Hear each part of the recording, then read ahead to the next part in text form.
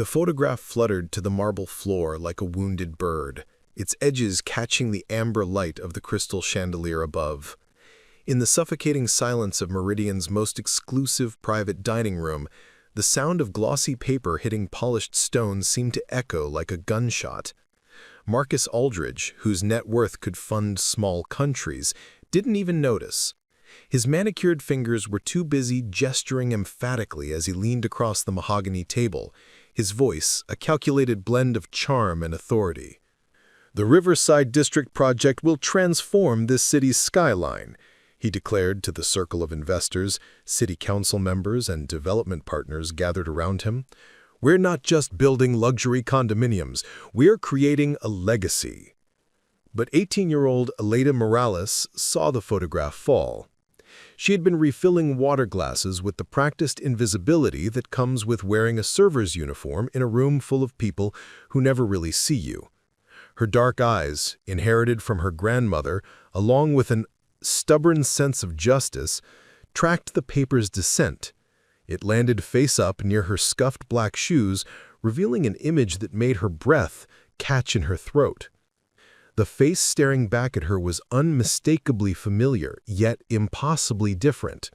The girl in the photograph wore a pristine white dress, her hair styled in perfect ringlets, standing in what appeared to be a grand garden. But those eyes, those warm brown eyes that Elena had looked into every morning for 12 years, belonged to her sister Sophia. "Impossible," Elena whispered, but her voice carried further than intended in the acoustically perfect room. The conversation at the table faltered. Marcus Aldridge's silver eyebrows drew together as he followed the gazes of his companions down to where Elena stood frozen, the photograph trembling in her hands. "Excuse me," Marcus said, his tone carrying the kind of polite irritation that rich men reserve for service interruptions. "I believe you dropped something of mine." Elena's world tilted on its axis. She looked from the photograph to Marcus's face, then back again. The resemblance was subtle but undeniable. The same aristocratic nose, the same determined jawline that Sophia had inherited. But where Sophia's features were softened by youth and kindness, Marcus's were sharpened by decades of boardroom battles and calculated decisions. "This is—" Elena's voice broke. She cleared her throat and tried again, her words barely audible. "This is my sister." The silence that followed was so complete that Elena could hear the soft tick of the antique clock on the marble mantelpiece. She could hear her own heartbeat thundering in her ears. She could hear the slight rustle of expensive fabric as every person in the room shifted to stare at her. Marcus's face went through a series of micro-expressions: confusion, dismissal, then something that might have been recognition flickering behind his steel-gray eyes. "That's quite impossible," Marcus said slowly, extending his hand toward her. "Now, if you would please return it." "No." The word escaped Elena's lips before she could stop it, loaded with 12 years of wondering, 6 years of searching, and 18 years of standing up for what was right even when it cost her everything. "Her name is Sofia Morales, not Sophia Aldridge. She was 7 years old when she disappeared from Riverside Park on a Tuesday afternoon in October. She was wearing a yellow sundress with sunflowers on it, and she had a loose tooth that she kept wiggling with her tongue." The details spilled out of Elena like water through a broken dam. Each word seemed to hit Marcus like a physical blow, his carefully controlled features betraying glimpses of something desperate and dangerous. She loved butterflies and could name every species in the nature guide our grandmother gave her. She used to sneak cookies from the kitchen before dinner and leave half of them on my pillow because she said sharing made everything taste better. She called our grandmother Abuela Luna because she said her bedtime stories were as magical as the moon. Thomas Hartwell, the city's development commissioner and one of Marcus's oldest allies, cleared his throat uncomfortably.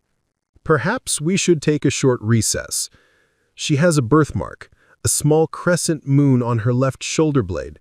She said it proved she was magical, that maybe she could fly to the real moon someday and visit the rabbit who lived there." Marcus's hand, still extended toward Elena, began to tremble, almost imperceptibly. The silence stretched taut as a wire, and Elena could feel the weight of a dozen powerful gazes boring into her.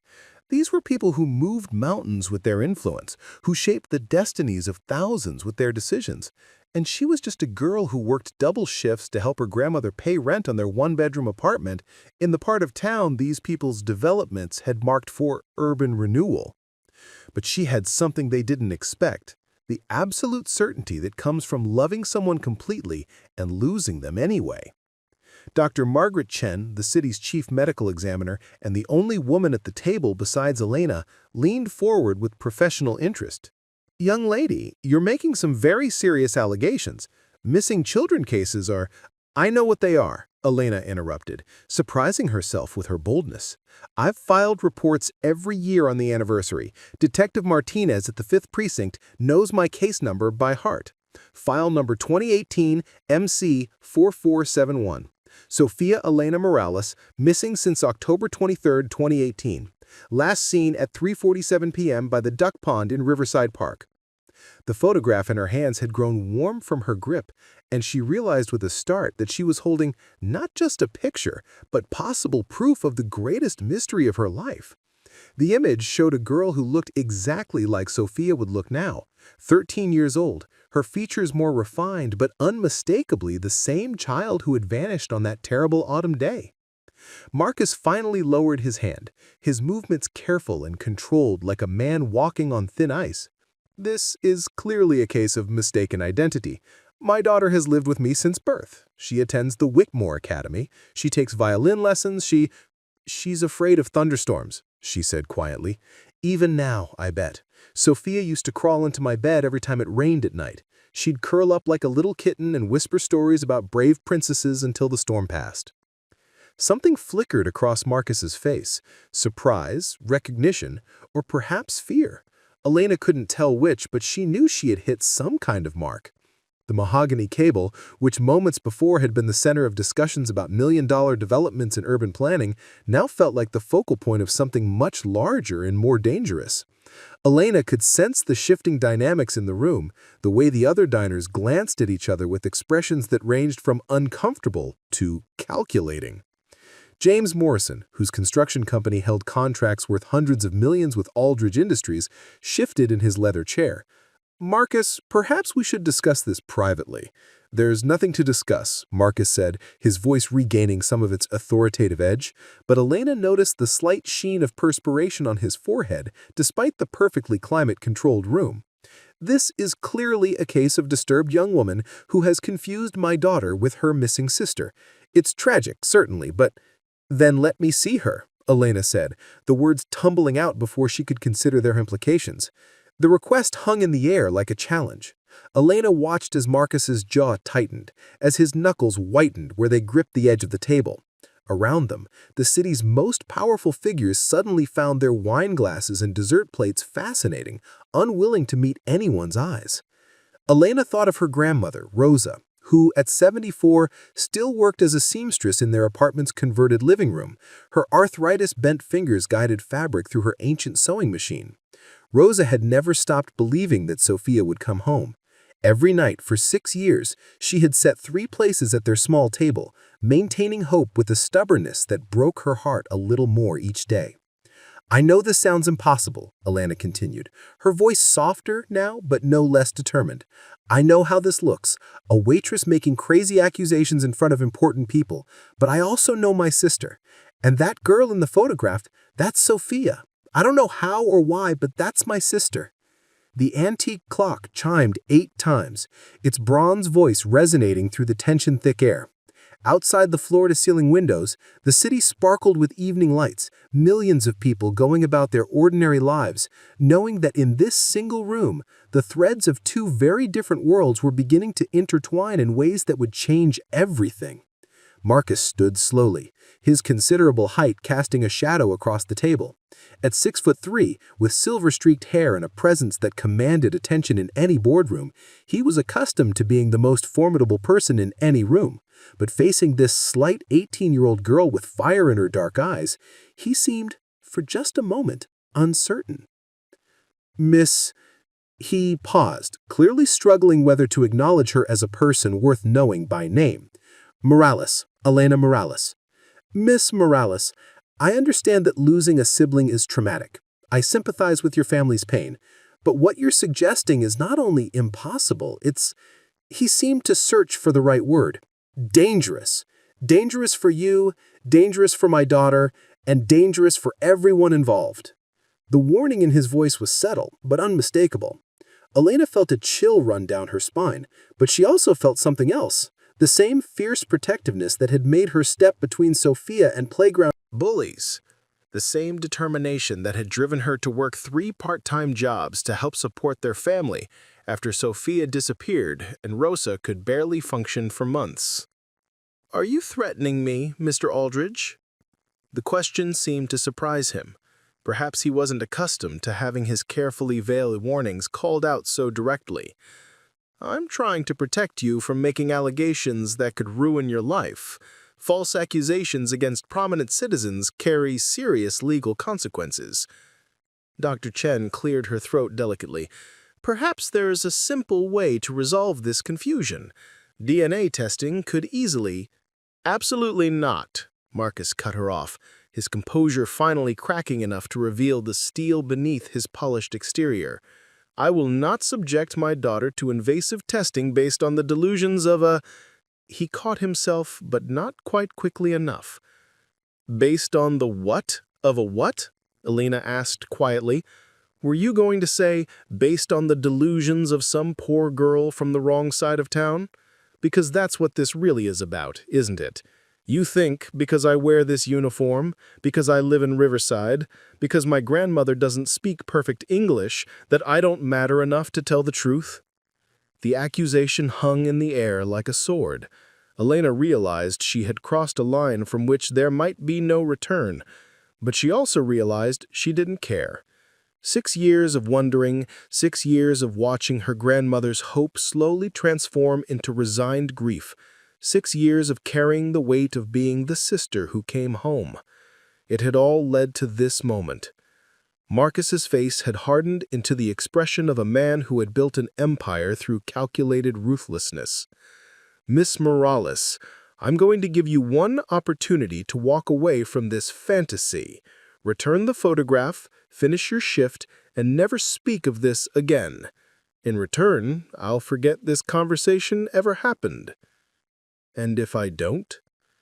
Marcus smiled, but there was no warmth in it. "Then you'll discover just how small this city really is for people who make enemies of the wrong families." Elena looked around the table at the faces watching this exchange, politicians, businessmen, socialites, all of them suddenly very interested in their hands or their glasses or anything that wasn't the confrontation unfolding before them. She understood with crystalline clarity that she was utterly alone in this room full of people, that these were individuals who could make her life very difficult with nothing more than a few phone calls.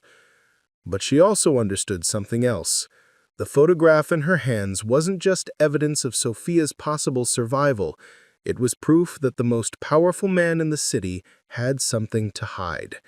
And if Marcus Aldridge was willing to threaten a teenage waitress to keep that secret buried, then that secret was bigger than anyone in this room could imagine. Elena carefully folded the photograph and slipped it into her apron pocket, her movements deliberate and calm, despite the trembling in her hands. "Thank you for dinner, Mr. Aldrich. I hope you enjoyed your meal." She turned and walked toward the door with as much dignity as she could muster, her back straight and her steps measured. But just before she reached the threshold, she paused and looked back over her shoulder. "Oh, and Mr. Aldridge, Sophia has a small scar on her palm from when she fell off her bike trying to catch a butterfly. I wonder if your daughter, Sophia, has one too." The silence that followed her out of the room was so profound that it seemed to have weight and substance. Elena could feel it pressing against her back as she walked through the restaurant's opulent hallway, past oil paintings worth more than her family's yearly income, past crystal sculptures that caught and fractured the light into rainbow shards. She didn't allow herself to think about what she had just done until she reached the staff break room in the restaurant's basement. Only then, surrounded by metal lockers and fluorescent lights that hummed with electrical fatigue, did she sink onto a folding chair and pull the photograph from her pocket. Sophia's face smiled back at her from the glossy paper, older but unmistakably the same girl who had shared her bed during thunderstorms, who had divided her Halloween candy with mathematical precision to make sure they both got equal amounts of their favorites, who had been the other half of Elena's world until that terrible October day. Elena's phone buzzed with a text message. Her hands shook as she read the words on the screen. "We need to talk. Tomorrow, Riverside Park, Duck Pond, 3:30 p.m. Come alone or don't come at all." The number wasn't one she recognized, but somehow she knew exactly who had sent it. Marcus Aldridge, billionaire developer, and possibly the man who had stolen her sister, wanted to meet her at the exact spot where Sophia had vanished 6 years ago. Elena stared at the message until the screen went dark, then looked back at the photograph in her other hand. Tomorrow, she would get answers. Tomorrow, she would either find Sophia or learn the truth about what had happened to her. But tonight, she had to go home and look her grandmother in the eyes, knowing she might be about to shatter her Rose's carefully constructed peace with news that could change everything. Or destroy them both. Elena's key turned in the lock of apartment 4B with the familiar grinding sound of metal that had seen too many years and too little maintenance. The hallway smelled like Mrs. Rodriguez's cooking from 4A, garlic, cumin, and the comfort of home-cooked meals that stretched to feed whoever needed feeding. But tonight, even that familiar warmth couldn't chase away the cold knot of anxiety in Elena's chest. "Mija, you're late," came Rosa's voice from the kitchen, spoken in the melodic Spanish that had been Elena's first language, the one that still felt like a warm blanket around her shoulders. "The dinner, it's getting cold." "I'm sorry, abuela. There was a problem at work." Rosa appeared in the narrow doorway between their kitchen and living room, her silver hair pinned back in the same careful bun she'd worn for as long as Elena could remember. At 74, her grandmother moved with the deliberate grace of someone whose body had been shaped by decades of physical work. But her dark eyes, so much like Elena's, so much like Sophia's, were sharp as ever. "What kind of problem?" Rosa asked, switching to English with the careful precision of someone who had learned the language as an adult but refused to let it defeat her. "You look like you've seen a ghost." The phrase hit Elena like a physical blow. In her apron pocket, Sophia's photograph seemed to burn against her hip. She had been carrying the weight of this secret for exactly 4 hours and 27 minutes, and it already felt like it might crush her. Their apartment was small, a living room that doubled as Rose's sewing workspace, a kitchen barely large enough for 2 people, one bedroom that Elena had shared with Rosa since Sophia's disappearance, and a bathroom with fixtures that had been old when Rosa first moved in 30 years ago. But Rosa had transformed the space with the stubborn magic of someone who understood that home isn't about square footage, it's about love made tangible in small details. Crocheted doilies protected the second-hand furniture. Photographs covered every available surface. Elena's school pictures, Sophia's last school picture, Rosa's wedding photo from 1969, images of the family they'd left behind in El Salvador when Rosa was barely older than Elena was now. The walls were painted a warm yellow that Rosa had chosen because she said it was the color of sunshine and hope, 2 things that should live in every home. "Sit," Rosa commanded, gesturing to their small dining table where, as always, 3 places were set. "Eat first, worry second." Elena sank into her usual chair, the one that faced the window overlooking the courtyard where children played and neighbors lung laundry, and life continued its ordinary rhythms.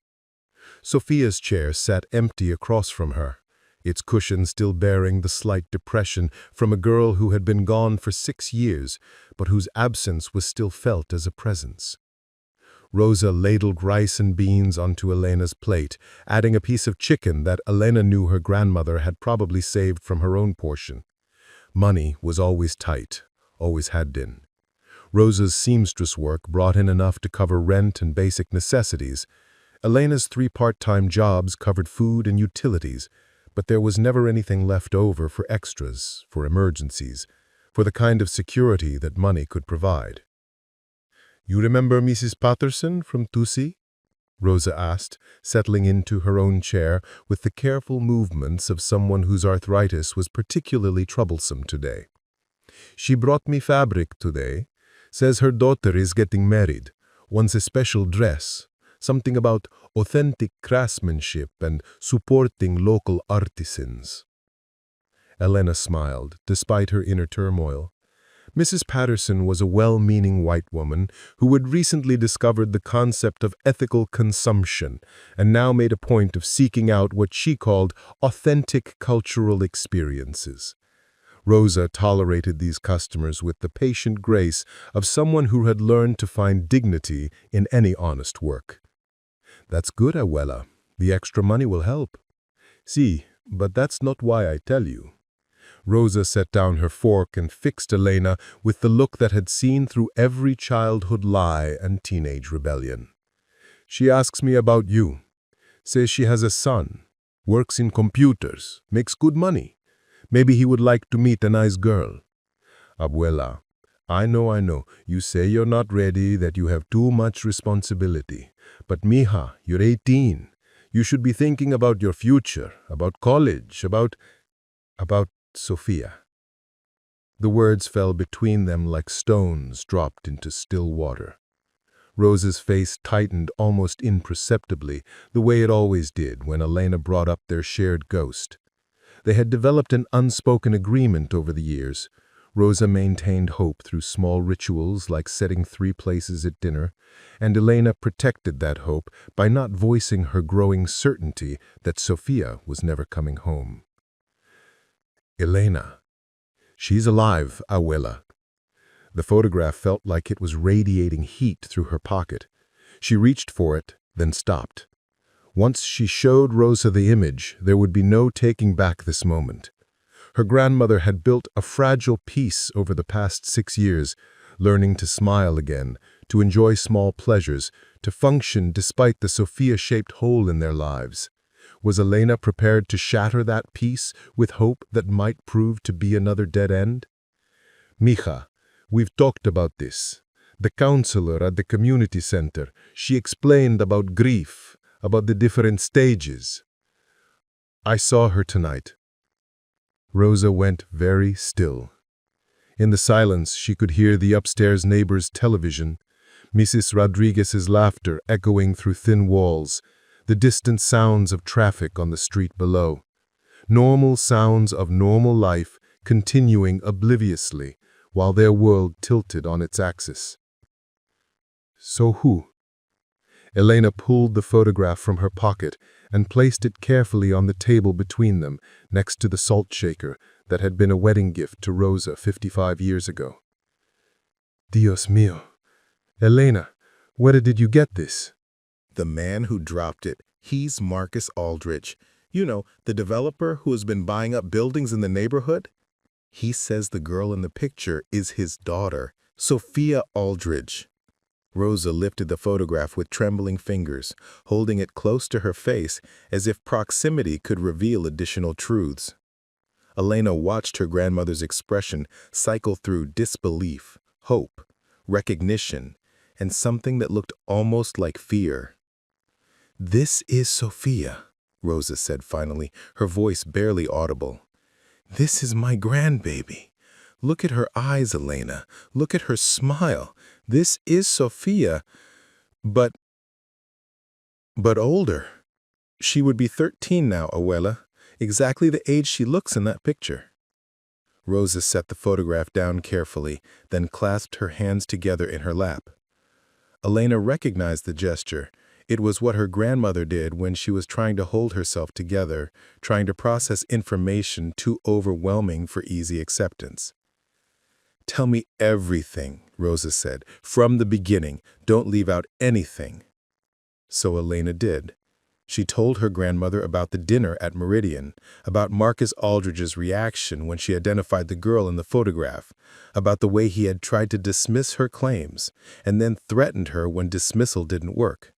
She told her about the text message, about tomorrow's meeting at the duck pond. With each detail, Rosa seemed to age a little more. By the time Elena finished, her grandmother looked every one of her 74 years, plus several more that grief had added to her tally. "This man," Rosa said finally, "this Marcus Aldridge, you think he took Sophia?" "I don't know, but Abuela, he knew things.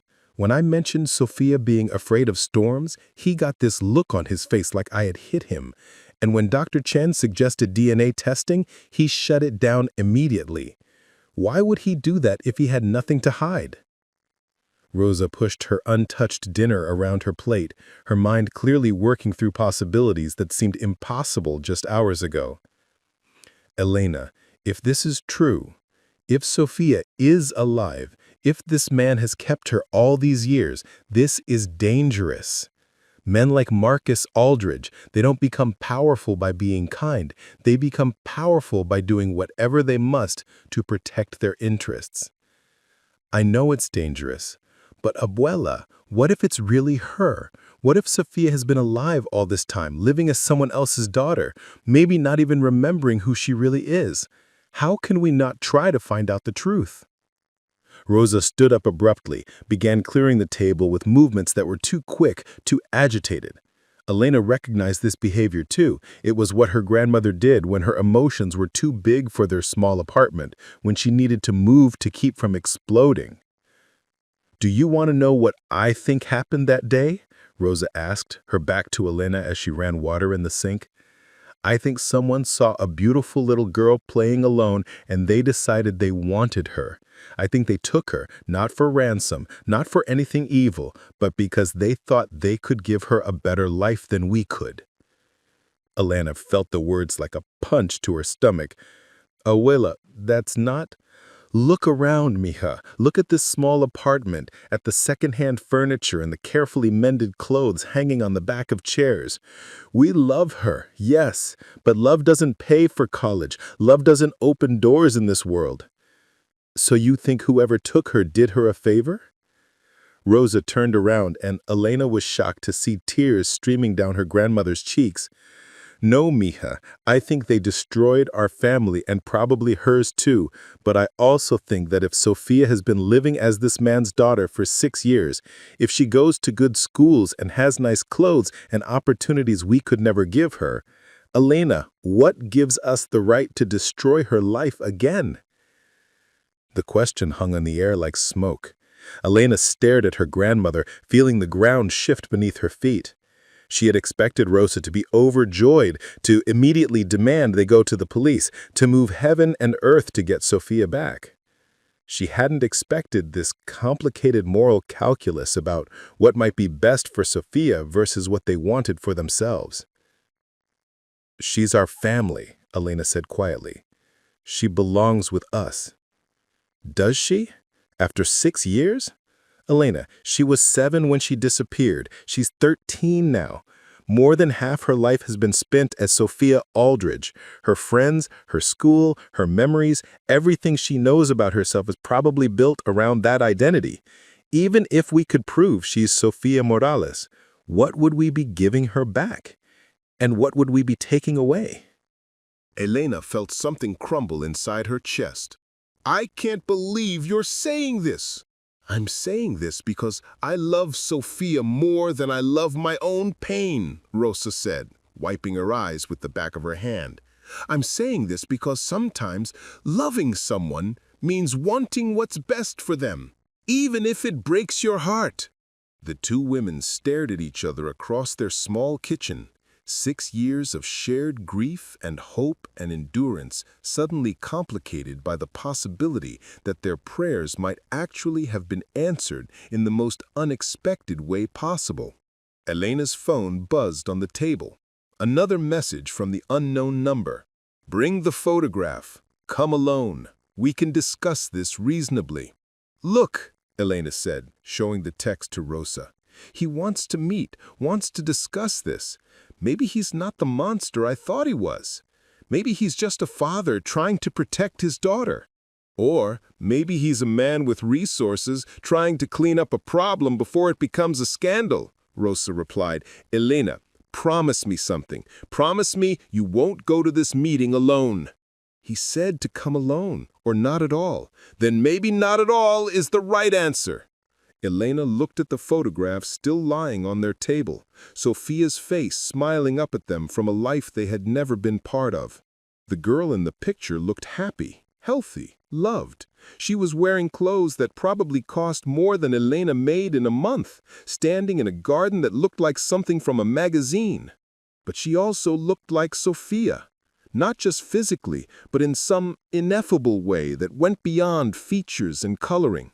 There was something in her expression, a combination of curiosity and kindness and stubborn determination that Elena recognized from 1,000 shared moments. "I have to know," Elena said finally. "Even if it destroys everything, even if it makes everything worse, I have to know if that's really Sophia." Rosa sighed, the sound carrying decades of worry and love and impossible choices. "Then I'm coming with you." "Abuela, no! It's too dangerous, and besides, he specifically said—" "He said for you to come alone. He didn't say anything about what happens after you arrive." Rosa's expression had shifted into the stubborn look that Elena knew meant further argument was futile. "If my granddaughter is alive, if she's been living as someone else's child all these years, then I'm going to see her with my own eyes. And if this Marcus Aldridge thinks he can intimidate an old woman who has survived revolution, immigration, poverty, and loss, then he's about to get an education in just how strong old women can be." That night, Elena lay in the bed she had shared with her grandmother for 6 years, staring at the ceiling and listening to Rosa's soft snoring. On the nightstand beside her, Sophia's photograph caught the streetlight filtering through their thin curtains, the image visible enough that Elena could trace the familiar features with her eyes. She thought about the 7-year-old Sophia who had curled up between Elena and Rosa on stormy nights, who had whispered stories about brave princesses and magical adventures until the thunder passed. She thought about the 13-year-old Sophia in the photograph, poised and polished and living a life that seemed as distant from their small apartment as the moon. Most of all, she thought about tomorrow's meeting at the duck pond and the questions that would finally get their answers. Was Marcus Aldridge a kidnapper trying to cover up his crimes, or a father trying to protect the daughter he loved? Was the girl in the photograph their Sophia, or just a stranger who happened to share her face? And if it was Sophia, if their missing girl had been found at last, what would that mean for all of them? Elena had spent 6 years building her identity around being the sister who stayed, the one who worked multiple jobs and sacrificed her own dreams to keep their small family afloat. Rosa had spent 6 years learning to live with loss, finding ways to honor Sophia's memory while building a life that could accommodate that permanent absence. If Sophia came back, if she wanted to come back, everything would change. Their small apartment would feel even smaller. Their careful routines would be disrupted. The life they had built around Sophia's absence would have to be dismantled and rebuilt around her presence. But Elena realized, as sleep finally began to claim her, that she wanted that disruption.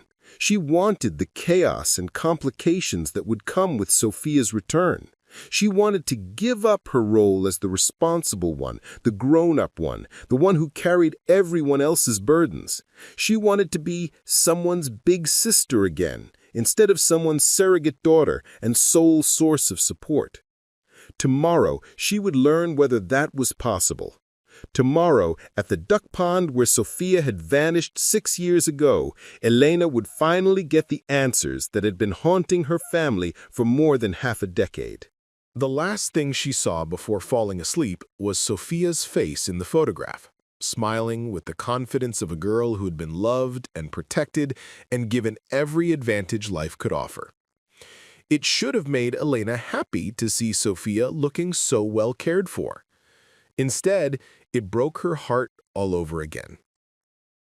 The morning arrived with the kind of crisp October clarity that made everything seem sharper, more defined. Elena stood at their apartment window, watching the courtyard below where children played the same games Sophia had loved: hopscotch on concrete squares marked with chalk, jump rope with practiced rhythms, tag that turned into elaborate stories about princesses and dragons and adventures. The similarity to that other October morning 6 years ago felt like a sign, though Elena couldn't decide if it was promising or ominous. Rosa moved through their morning routine with the careful precision of someone trying to maintain normalcy in the face of upheaval. Coffee in the mismatched mugs that had been Elena's Christmas gift 3 years ago. Toast with the strawberry jam Mrs. Patterson had brought as payment for alterations. The radio tuned to the Spanish station that played música romántica and community announcements in equal measure. But underneath the routine, tension hummed like electrical wires in the walls. Elena could see it in the way Rosa's hands shook slightly as she buttered the toast, in the way she kept glancing at the photograph Elena had left on the kitchen counter, in the way she spoke just a little too loudly about inconsequential things to fill the spaces where worried silence might otherwise settle.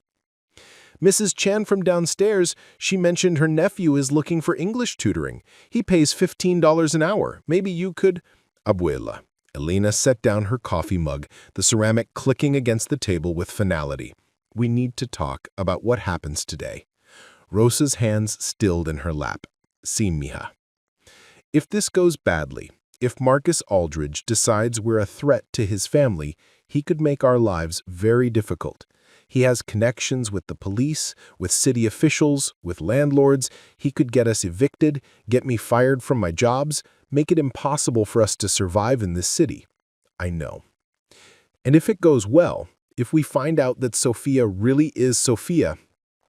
Elena struggled to put her fears into words. Abuela, what if she doesn't remember us? What if she doesn't want to come back? What if we're not family to her anymore, just strangers making crazy claims? Rosa reached across the table and took Elena's hand, her fingers warm and steady despite their earlier trembling. Then we'll know the truth, and we'll deal with whatever comes after. But Elena, we can't live the rest of our lives wondering. We can't let fear keep us from finding out if our Sophia is alive and well. Elena squeezed her grandmother's hand, drawing strength from the familiar calluses and the gold wedding ring Rosa had never removed despite 50 years of widowhood. What if she's happy where she is? What if bringing her back would hurt her more than help her? That's not our decision to make, Rosa said gently.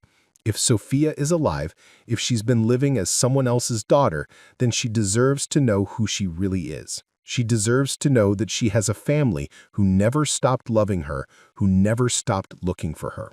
What she does with that information, that's her choice to make. Elena nodded, understanding the wisdom in her grandmother's words, even as her heart raced with anxiety about the day ahead. They finished breakfast in comfortable silence, each lost in their own thoughts about what the next few hours might bring. At 10 a.m., Elena left for her shift at the coffee shop downtown, the job that provided more steady income than the restaurant work, but paid significantly less in tips. The shop, called Grind Coffee, occupied the ground floor of a building that Marcus Aldridge's company had recently purchased, though Elena tried not to think about the implications of working for a business that would soon be displaced by luxury development. The morning crowd was typical for a Tuesday. Construction workers grabbing coffee before their shifts, office employees in clothes that cost more than Elena's weekly salary, college students nursing single drinks for hours while they studied.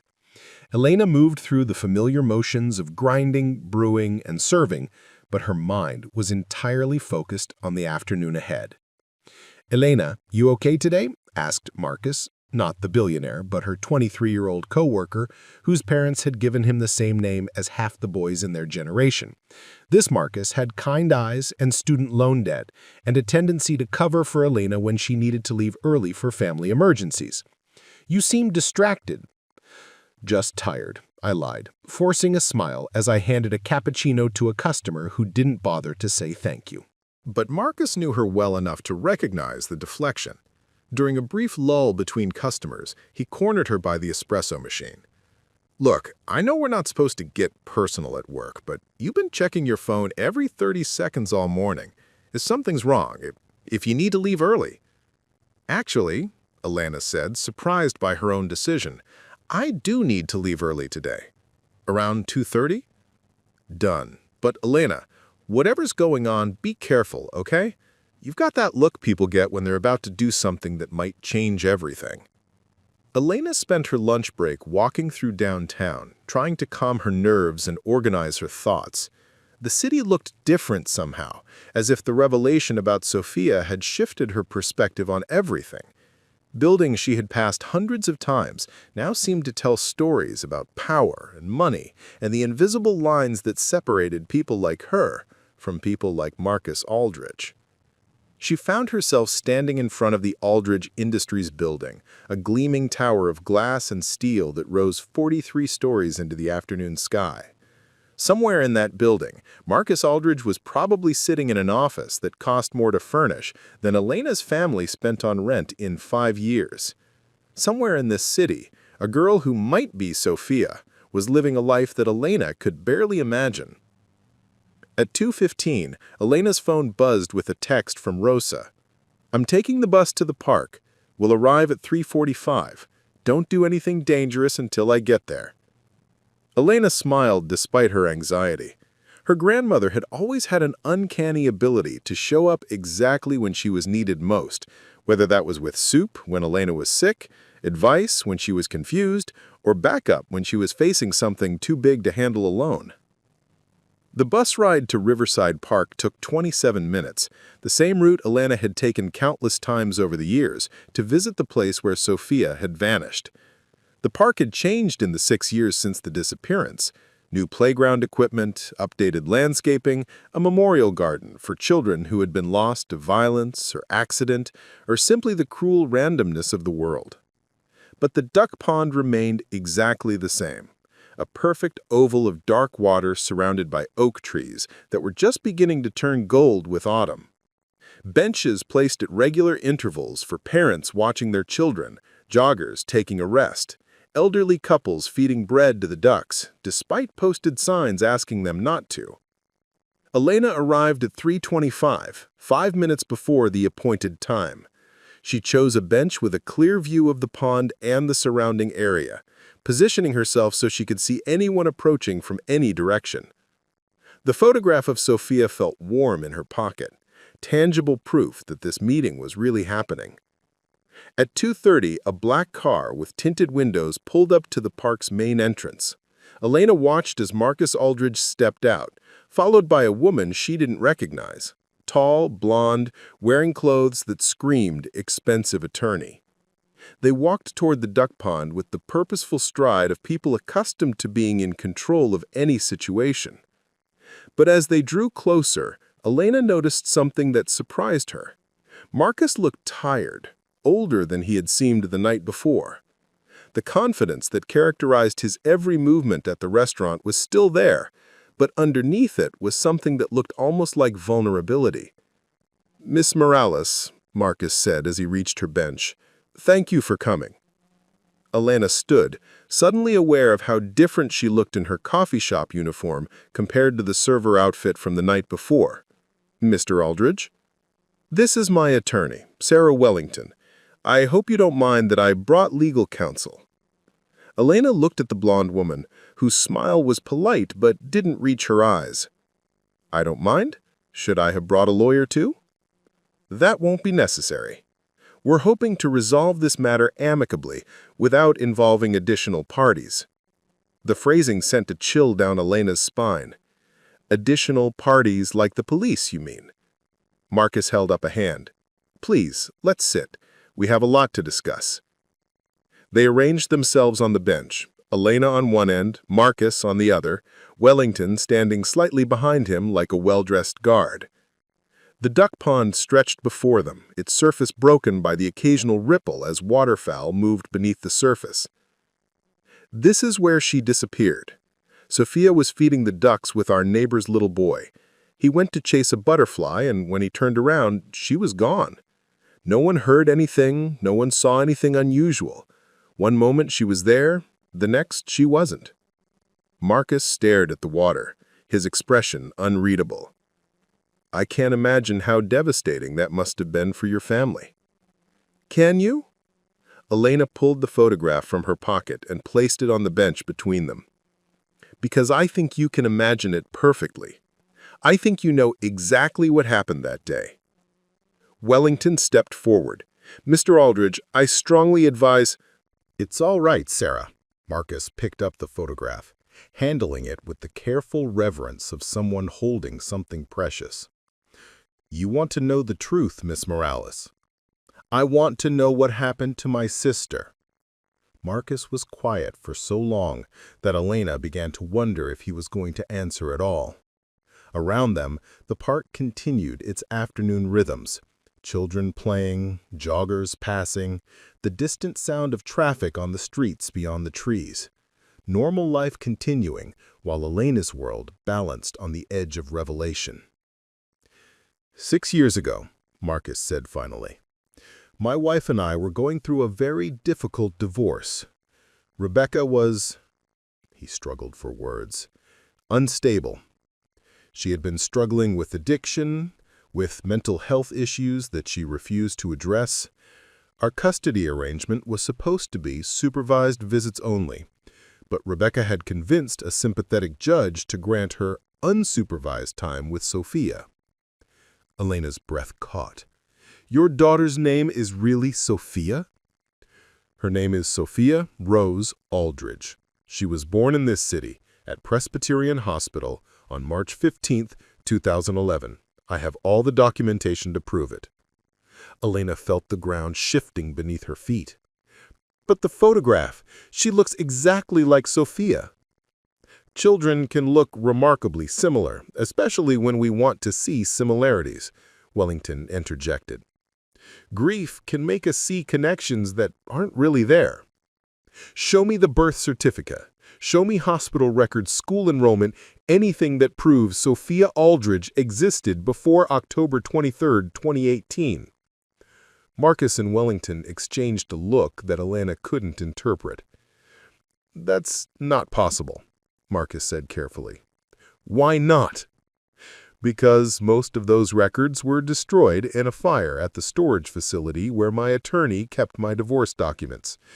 Very convenient, I know, but unfortunately true. Elena stared at him, her mind racing. You're lying. Miss Morales, Wellington said, her tone taking on a sharper edge. You're making very serious accusations without any evidence. The resemblance between your missing sister and Mr. Aldridge's daughter is purely coincidental. Many children share similar features. Then let me meet her. Let me see Sophia in person and ask her some questions. Absolutely not, Marcus said immediately. I will not subject my daughter to interrogation based on your delusions. Delusions! Elena stood up, anger finally overriding her nervousness. Is it a delusion that your daughter looks exactly like my missing sister? Is it a delusion that you refuse to provide any documentation of her existence before October 23, 2018? Is it a delusion that you're so threatened by simple questions that you brought a lawyer to intimidate me? Miss Morales, Wellington said, her tone now openly threatening. You're on very dangerous ground here. False accusations? Harassment of a minor? Attempted extortion? These are serious crimes that carry serious penalties. Extortion? I haven't asked for anything except the truth. Haven't you? Wellington pulled out her phone and showed Elena the screen. We have documentation of your family's financial difficulties, eviction notices, unpaid medical bills, your grandmother's debt to several creditors. It would be very easy to argue that you've invented this entire scenario as a way to extort money from a wealthy family. Elena felt the blood drain from her face. The invasion of privacy was staggering. How had they obtained that information so quickly? But more than that, she realized with growing horror that Wellington was laying the groundwork for a narrative that would destroy Elena's credibility while protecting Marcus from scrutiny. You investigated my family? We protect our clients from potential threats, Wellington said smoothly. And Miss Morales, you are definitely a threat, not just to Mr. Aldridge's reputation, but to his daughter's well-being. Imagine how traumatic it would be for a 13-year-old girl to have strangers claiming she's someone she's not, trying to tear her away from the only family she's ever known.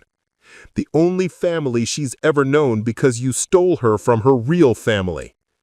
The words exploded out of Elena before she could stop them, carrying 6 years of grief and frustration and desperate hope. The accusation hung in the air between them like a bomb waiting to explode. Marcus stood up slowly, his face pale, but his voice steady. Miss Morales, I'm going to give you one more opportunity to walk away from this. Take the photograph, go home, and never contact me or my family again. In return, I'll make sure your grandmother's medical debt is forgiven and your family finds more suitable housing in a neighborhood that isn't slated for redevelopment. The offer hit Elena like a physical blow. Rosa's medical debt, accumulated during a brief hospitalization the previous year, had been a constant source of stress for their family. The threat of eviction as their building was sold to developers was another sword hanging over their heads. Marcus was offering to solve both problems with a simple phone call. All she had to do was abandon Sophia. And if I don't accept your generous offer? Wellington smiled, but there was no warmth in it. Then you'll discover that being poor and making enemies of rich people is a very dangerous combination in this city. Elena looked from Marcus to Wellington, understanding with crystal clarity that she was completely outmatched. These were people who could destroy her life with a few strategic phone calls, who had already invaded her privacy and were prepared to paint her as an unstable extortionist if she continued to pursue the truth. But as she stared at Marcus's face, she saw something that gave her hope. Beneath the practiced composure, beneath the threats and legal maneuvering, she saw guilt. The kind of deep, bone-deep guilt that comes from knowing you've done something unforgivable and spending years trying to justify it to yourself. You know I'm right, she said quietly. You know that Sophia is really Sophia, and you know that keeping her from her real family is wrong. Marcus's mask slipped for just a moment, revealing something raw and desperate. You think you know what's best for her? You think your one-bedroom apartment and your grandmother's poverty is better than the life I've given her? Sophia goes to the best school in the city. She takes violin lessons, speaks 3 languages, has traveled to Europe twice. She has opportunities you could never provide. She has a life built on a lie. She has a life built on love, Marcus shot back. I may not be her biological father, but I've loved her and protected her and given her everything a child could need. Can you say the same? The question cut deep because Elena could see the truth in it. Whatever Marcus had done, however he had come to have custody of Sophia, he clearly loved the girl he knew as Sophia. The pain in his voice when he talked about protecting her was real. The desperation to shield her from upheaval was genuine. But that didn't make it right. She deserves to know who she is, Elena said. She deserves to know that she has a grandmother who sets a place for her at dinner every night, a sister who has never stopped looking for her. You can't love someone and lie to them about their entire identity. Can I? Marcus's voice was barely above a whisper. Can't I love her enough to protect her from the truth? Can't I love her enough to give her stability instead of chaos? Security instead of uncertainty? Elena realized they had reached the heart of the matter. This wasn't about kidnapping or legal custody or even the law. This was about two different families who had loved the same girl and believed they were doing what was best for her. Marcus had stolen Sophia, but he had also saved her from a life of poverty and limited opportunities. Elena's family had given Sophia unconditional love and cultural identity, but they couldn't give her the advantages that money could provide. "Let her choose," Elena said suddenly. "Let Sophia, whatever she wants to call herself, let her choose. Tell her the truth about where she came from, introduce her to her original family, and then let her decide where she belongs." Wellington immediately shook her head. "Absolutely not. That would be psychological torture for a 13-year-old girl." "Would it? Or would it be giving her agency over her own life?" Marcus stared at the duck pond, his internal struggle visible on his face. Elena could see him weighing options, calculating risks, trying to find a solution that would protect everyone he loved while satisfying the demands of justice and truth. "There's something else you need to know. Something that complicates everything you think you understand about this situation." Elena's heart stopped. "What?" Marcus pulled out his phone and showed her a text message. The words on the screen made my vision blur around the edges. "Dad, there's a woman at school asking questions about me. She says she thinks I'm her missing sister. I'm scared." "Sophia knows," Marcus said quietly. "She's known for weeks that someone was looking for her. She came to me, terrified that someone was going to take her away from the only family she's ever known." Elena felt the world tilt sideways. "How could she know?" "Because you haven't been as careful as you thought. Your friend, Detective Martinez, he's been asking questions at her school, showing her picture to teachers and administrators. The school's guidance counselor thought it was her responsibility to warn Sophia that someone was making inquiries." Wellington stepped forward, her expression triumphant. "Ms. Morales, you've been stalking a minor. You've been causing her psychological distress with your obsessive behavior. Mr. Aldridge would be well within his rights to pursue criminal charges." Elena's legs gave out, and she sank back onto the bench. Everything she had done to find Sophia, every report filed, every question asked, every lead pursued, had been turned into evidence of her own instability. Worse, her search had frightened the girl she was trying to save. "I never meant to scare her. I just wanted to find my sister." "Your sister," Marcus said gently, sitting back down beside her, "doesn't exist anymore. The girl you're looking for, the 7-year-old who disappeared from this park, she's gone. Sophia is a different person, shaped by different experiences, different relationships, different opportunities. Even if you could prove that they're the same person biologically, emotionally and psychologically, they're completely different people." Elena stared at the photograph in her hands, seeing Sophia's face but understanding for the first time that the girl in the picture might not want to be Sophia anymore. The realization was more devastating than any threat Wellington could make, more crushing than any legal consequence she might face. "But she's still my sister," Elena said, her voice breaking. "Somewhere inside Sophia, Sophia still exists, and Sophia deserves to know that she was loved, that she was missed, that she has a family who never gave up on her." "And what if knowing that destroys the life she's built? What if the truth hurts her more than the lie?" Elena didn't have an answer. As she sat on the bench where Sophia had vanished 6 years ago, holding a photograph of the girl Sophia had become, she realized that love wasn't simple or pure or automatically good. Sometimes love meant holding on, and sometimes it meant letting go. Sometimes love meant fighting for someone, and sometimes it meant protecting them from the fight itself. The question was, which kind of love did Sophia need from her now? Before Elena could formulate an answer, Rosa's voice cut through the afternoon air like a blade. "Elena, what's happening here?" Elena turned to see Rosa approaching, moving with the determined stride of someone who had spent 74 years refusing to be intimidated by anything or anyone. Rosa's eyes moved from Elena to Marcus to Wellington, taking in the scene with the sharp assessment of someone who had learned to read dangerous situations very quickly. "Abuela, I told you 3:45. The bus was early." Rosa's gaze fixed on Marcus with laser intensity. "You must be the man who has my granddaughter." Marcus stood, his composure slipping another notch in the face of Rosa's direct confrontation. "Ms. Morales, I presume. I'm Marcus Aldridge." "I know who you are," Rosa said, her English pronunciation careful but her meaning perfectly clear. "The question is, do you know who you are?"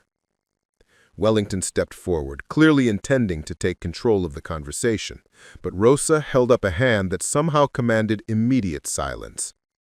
"I want to see her," Rosa said simply. "I want to see the girl you call your daughter." "That's not possible," Marcus began, but Rosa cut him off.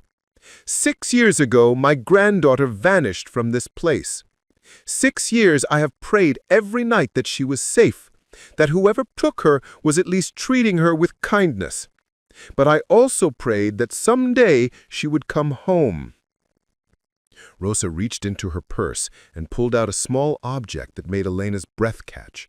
Sophia's favorite necklace, a simple chain with a tiny butterfly pendant that she had saved her allowance for months to buy. Sophia was wearing this the day she disappeared, but when the police found her abandoned clothes by the pond, this was not with them, which means either the necklace was lost somewhere else, or whoever took her let her keep it, Elena finished, understanding rushing through her like a wave. Marcus stared at the butterfly necklace, his face cycling through expressions too rapid to interpret.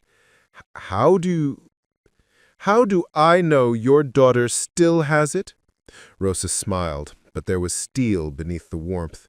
"Because a mother's heart knows these things. Because I have spent 6 years learning to trust my instincts about my granddaughter. And because, Signor Aldridge, your daughter still wears that necklace. Every day. I have seen the photographs in the newspapers, the pictures from school events. Always there is a small butterfly at her throat." Wellington's composure finally cracked. "That proves nothing. Many children wear butterfly jewelry." "See? But not many children wear a butterfly necklace with a tiny chip on the left wing where it hit the sidewalk when Sophia fell learning to ride her bicycle. Not many children wear a necklace with a clasp that sticks just slightly because Sophia's cousin tried to fix it with superglue when the original clasp broke." Elena watched Marcus's face crumble as Rosa spoke, each detail hitting him like a physical blow. These weren't the kind of details that could be researched or fabricated. They were the intimate knowledge that comes from loving someone through the small dramas and minor catastrophes of childhood. "Stop," Marcus whispered. "Please stop." "Why? Because I'm telling the truth? Because you know that no matter how much you love her, no matter how good a father you have been, you built that love on stealing her from people who loved her first?" Elena had never heard her grandmother speak with such quiet fury, such controlled rage. Rosa had always been gentle, patient, quick to forgive, and slow to judge. But standing by the duck pond where Sophia had vanished, holding the necklace that proved their lost girl was alive, Rosa had transformed into something elemental and unstoppable. "You want to know what happened that day?" Marcus asked, his voice broken. "You want to know the truth?" Wellington grabbed his arm. "Marcus, don't. Anything you say can be used." "Enough, Sarah." Marcus shook off his attorney's grip and looked directly at Rosa. 6 years ago, I was here with my other daughter, Emma. She was 4, about Sophia's age. We came to feed the ducks, just like dozens of other families." Elena held her breath, understanding that they were finally about to hear the truth about the worst day of their lives. Emma wandered off, the way children do. I was looking for her, panicking, when I heard crying. There was a little girl by the water, alone, terrified. She said her friend had run away and she didn't know how to get home. Rosa's eyes never left Marcus's face. "And what did you do?"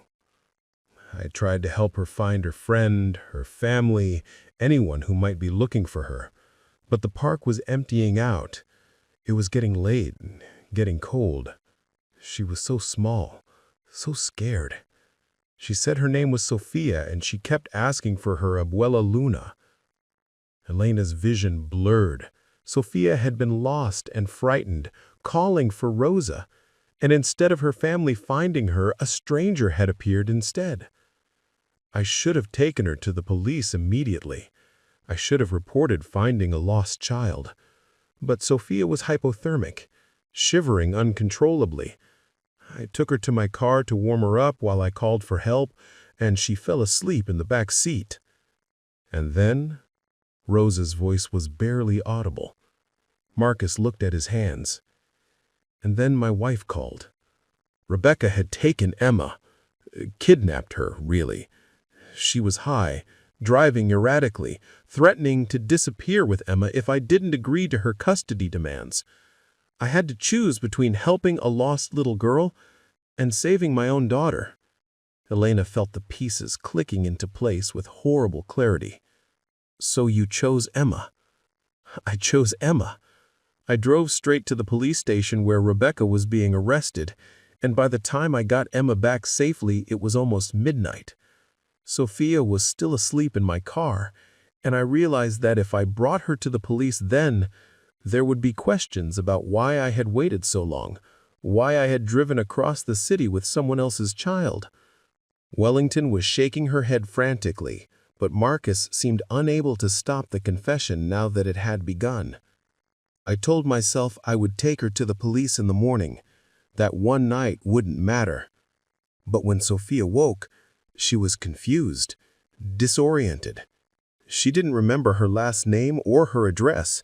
She kept asking for her abuela Luna, but she couldn't tell me where to find her." "So you decided to keep her," Elena said, the words tasting like ash in her mouth. "I decided to protect her," Marcus corrected. "I hired private investigators to look for her family. I had her examined by doctors, by psychologists. Everyone said the same thing. She had been traumatized, possibly abused. She was malnourished, had untreated dental problems, showed signs of chronic stress." Rosa made a sound like she had been punched.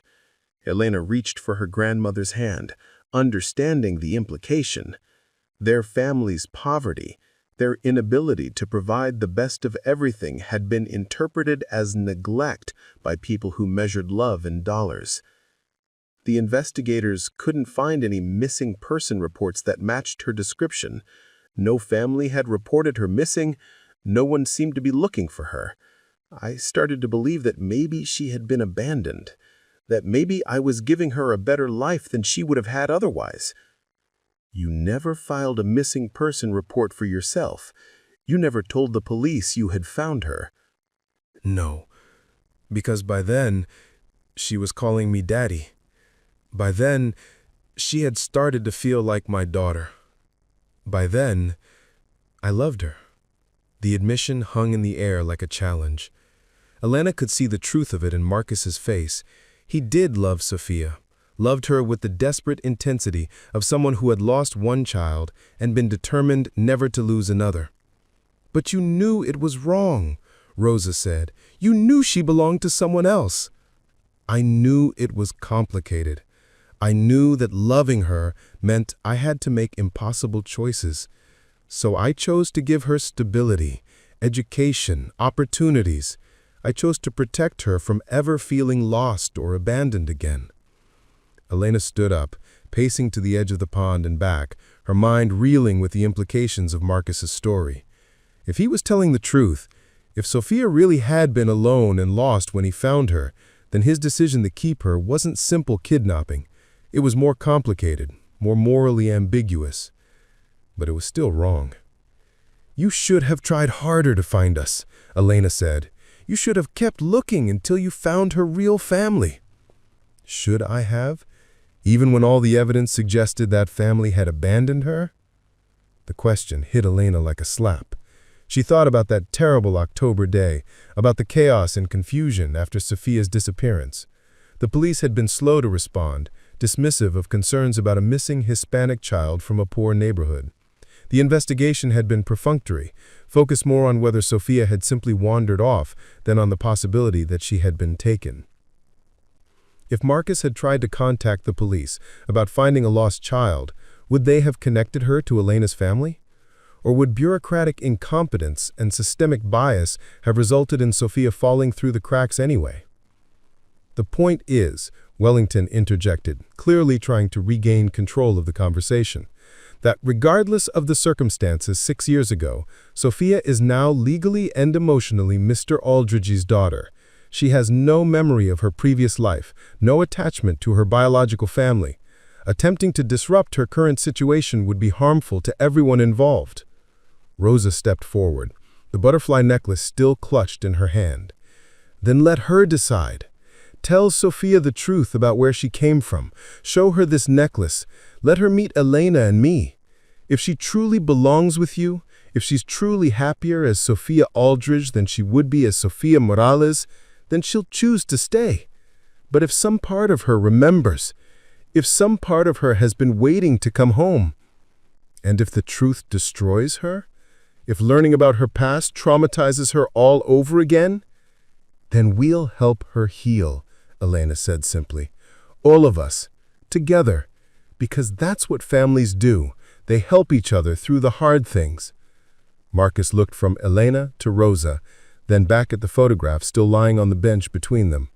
Elena could see him wrestling with the decision, weighing his love for Sophia against his fear of losing her, his desire to protect her against her right to know the truth. "There's one more thing," he said finally, "something I haven't told you that changes everything." Elena's stomach dropped. "What?"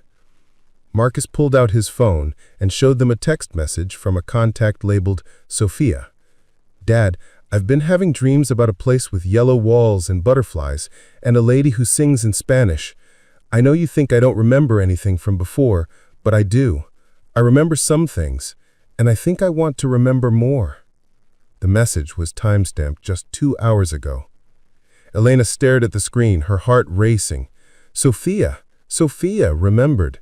Despite 6 years of living as someone else, despite therapy and new experiences and a completely different life, some part of her had held on to the memories of her original family. "She's been asking questions," admitted Marcus, "about why she sometimes dreams in Spanish even though we never spoke Spanish at home, about why she feels drawn to certain foods, certain songs, certain colors that have no connection to her life as Sophia, about why she feels like she's missing something but can't identify what it is." Rosa made a soft sound that might have been relief or sorrow or joy. Elena couldn't tell which. "She remembers the yellow walls. She remembers my songs. She remembers you," Elena said wonderingly. "After all this time, after everything that's happened, she still remembers her abuela Luna." Marcus looked defeated, older than his 50-something years. "So what do we do now? How do we handle this in a way that doesn't destroy her?" Elena looked at her grandmother, at the necklace that Rosa still held like a talisman, at the photograph of Sophia smiling from her new life. The answer came to her with sudden clarity. "We tell her the truth," Elena said. "All of it. About how she disappeared, about how you found her, about how much both families love her. We let her ask questions, process everything, take as much time as she needs. And then we let her decide what she wants her life to look like going forward. And if she chooses you, if she wants to come back to being Sofia Morales? Elena surprised herself with her answer. Then we figure out how to share her.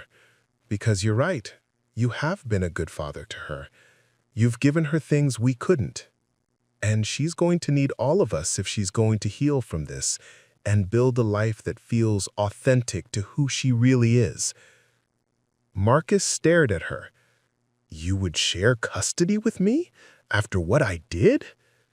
For Sophia's sake? Yes. Because what matters isn't what any of us want, it's what she needs to be happy and whole. Wellington looked like she wanted to object, but Marcus held up a hand to silence her. When would you want to meet her? Rosa stepped forward, the butterfly necklace catching the late afternoon light. Now, today. She's been waiting long enough to come home. Marcus nodded slowly, understanding there was no path forward except through truth. He pulled out his phone and dialed. Sophia? Yes, sweetheart, I know this is unexpected, but there are some people I'd like you to meet. They have something that belongs to you. 30 minutes later, a black sedan pulled up to the park entrance. Elena's heart hammered as she watched a tall, elegant girl step out, Sophia, but transformed, polished, carrying herself with the confidence that came from years of privilege and security. But when Sophia's eyes found Rosa across the distance, something shifted in her expression. Recognition flickered, deep and primal, like a key turning in a long-locked door. Abuela Luna. The words escaped her lips in a whisper that carried across the autumn air. Rosa stepped forward, the butterfly necklace extended in her weathered hands. Sí, mi nieta, soy yo. I'm here. Sophia walked toward them as if in a dream, her composed teenage facade cracking to reveal the lost 7-year-old underneath. When her eyes fell on the necklace, she gasped, her hand flying to her throat, where an identical butterfly pendant rested. I remember the yellow walls and your songs and... Her gaze found Elena. And my sister, who always shared her Halloween candy. Elena stepped forward, tears streaming down her face. I saved you some Kit Kats. I've been saving them for 6 years. What followed wasn't the dramatic reunion of movies. It was tentative, careful, full of questions and tears and the slow, delicate work of rebuilding connections that had been severed but never truly broken. Sophia kept looking between her two families, trying to reconcile the girl she had been with the person she had become. I want to try, she said finally, her voice steady despite her tears. I want to try to be both Sophia and Sophia. I want to remember everything, even if it hurts. Marcus placed a protective hand on her shoulder. We'll figure it out together, all of us. As the sun set over the duck pond where everything had changed, twice, once through loss, once through finding, Elena realized that some stories don't have endings, only transformations. Sophia was coming home, but home would never be the simple place it had been before. Love, Elena understood now, wasn't about possession or protection or even sacrifice. Love was about truth, about seeing someone completely and letting them choose their own path forward. 6 years after Sofia Morales disappeared by the duck pond, Sofia Morales Aldridge began the complicated work of becoming whole again, and for the first time since that terrible October day, Elena allowed herself to believe that their family, however changed, however complicated, might finally be complete.